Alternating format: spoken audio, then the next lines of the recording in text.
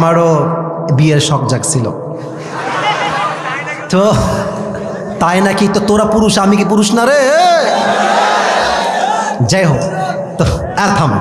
তো আমি, আমার আব্বা একটা মাদ্রাসার প্রিন্সিপাল, একটা বড় মাদ্রাসার আমার আব্বার প্রিন্সিপাল। আল্লাহর রহমতে আমার আব্বাও হাফেজ, আমিও হাফেজ। আমার আব্বাও দাওরাই হাদিস পর্যন্ত পড়েছে, আমিও পড়েছি। একই মাদ্রাসায় প্রায় 9 বছর আমরা পড়াশোনা করেছি। তো আমার আব্বা একই টাইমে বড় একটা মাদ্রাসার প্রিন্সিপাল, মুহতামিম, প্রধান। একই টাইমে আমার আব্বা একটা বড় মসজিদের খতিব এবং ইমাম, আলহামদুলিল্লাহ। তা আমার আব্বা একটু গভীর জ্ঞানের মানুষ, কথা বলে কম, কাজ করে বেশি। তা আমি আব্বার সামনে গিয়ে বসে আছি, ভাবছি শালা কিভাবে বলবো বিয়ে করবো। আহা, হ্যাঁ সত্য, আমার আব্বা তো শুনেই ফেলবে ওয়াজ কালকে, আল্লাহ জানে। তা আব্বাকে বলবো, কিন্তু আমরা কিন্তু আব্বাদেরকে বলতে চাই যে আব্বা একটা বউ লাগবে, কিন্তু সাহস আর সম্মানে কুলায় না যুবক ভাইরা। তো যাই হোক, অনেক লজ্জা টজ্জা কাটিয়ে আব্বাকে বললাম যে আব্বা, আমার মন বলছে আমার একটা বিয়ে করা দরকার। এভাবেই বলেছি যে আমার বিয়ে করা দরকার বলে আমি মনে করছি। তো আমার আব্বা শোনার পরে আমার দিক তাকাই আছে, আর মনে মনে ভাবছে শালা নিজে শুধু আমার টাকা দিয়ে, আর তুমি নিয়ে আসবা বিয়ে করে বউ, খাওয়াবে কিডা? কিন্তু আব্বা রাগই মানুষ, কিন্তু রাগ কন্ট্রোল করে বসে আছে। তো আব্বা বললো যে আব্বা শোনো, আমি আবার আমার ক্লাসে এবং পুরো মাদ্রাসায় 1 নাম্বার ছাত্র ছিলাম। এটা কিন্তু শো অফ করে কী লাভ? যুবকরা আমাকে 1 নাম্বার হলেও ভালোবাসতো, আমি ফেল হলেও যুবকরা আমাকে ভালোবাসতো, এটা আমার বিশ্বাস। তো আমি আমার ক্লাসেও 1 নাম্বার ছিলাম, পুরো মাদ্রাসাতেই আমি 1 নাম্বার ছাত্র ছিলাম। তো আব্বা বলছে তোমার কিন্তু মেধা ভালো আব্বা, তুমি কিন্তু জীবনে অনেক ভালো কিছু করবা। তো তুমি যদি এখন বিয়ে করো, তুমি তো মেয়ে মানুষের বাহিরের রূপ দেখেছো, ভেতরের রূপটা তুমি দেখো নাই আব্বা, একটু অপেক্ষা করো। কারণ কি জানেন, মেয়েদের মন হচ্ছে আকাশের মতো। আজকে ঝড়, কালকে বৃষ্টি, তারপরে মেঘ, তারপরে রোদ। আজকে বলবে তোমাকে ছাড়া কাউকে ভালো লাগে, হ্যাঁ তোমাকে ছাড়া কাউকে বিয়ে করতে পারবো না জান। তারপরের দিন একটা বেটার অপশন পেয়ে গেলে তোমাকে গুল্লি করে টাকাওয়ালা যুবকের সঙ্গে বিয়ের পিড়িতে বসে যাবে। মেয়েদের মন পাল্টাইতে সময় লাগে না ভাইজান। মেয়েদের উপরে এক, ভেতরে কিন্তু আর এক।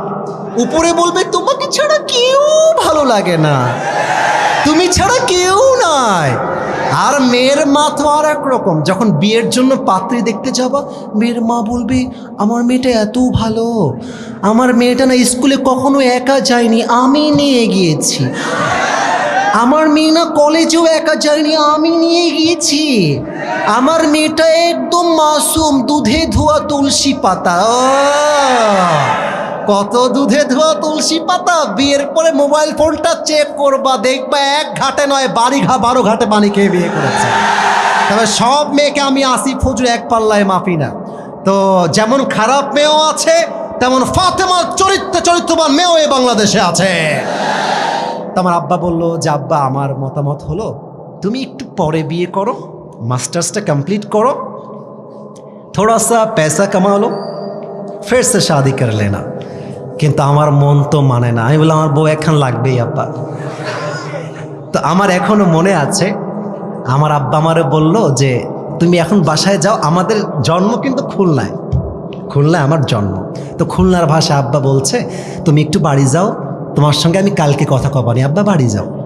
তো বাসায় আসছি, ওই দিক থেকে আমার আব্বা আমার মাকে কল দেব, তোমার ছেলে টাল হয়ে গেছে, ওর তার ছিঁড়ে গেছে, ওকে একটু বুঝাই বলো। বাসায় ঢুকে দেখছি আমার মা অ্যাকশনের মুডে চলে আসছে। কিরে তোর আব্বাকে কি বলছিস তুই? আমি বলছি কি বলে, আমি কিছু বলি নাই তো। আরে কিছু বলি নাই। বলছে ও বিয়ে করতে চাও, নিজের পকেটে নাই 1 পয়সা, তুমি খাওয়াবা তোমার বউকে নিয়ে এসে। ওই কথার দিয়ে আমি আব্বাদেরকে বলতে চাই, আব্বা জান মানলাম আপনার ছেলের কাছে টাকা নাই, আপনার কাছে তো আছে।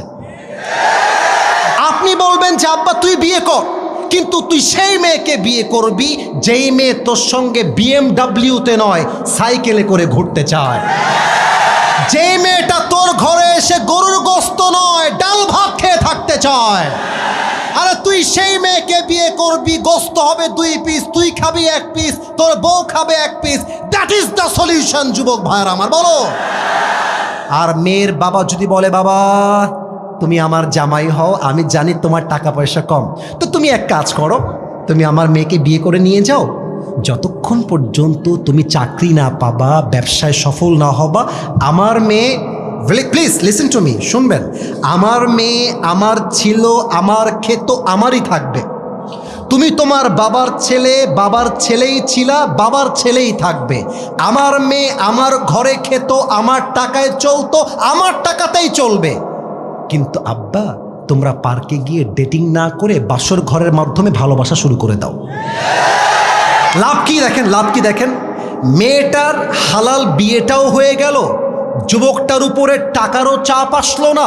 এদিকে যুবক যখন সফল হয়ে যাবে, আর দরকার হলে আমি আমার বউকে হেলিকপ্টারে করে আমার বাড়িতে সাজায় নিয়ে আসবো যুবক ভাইয়ারা আমার।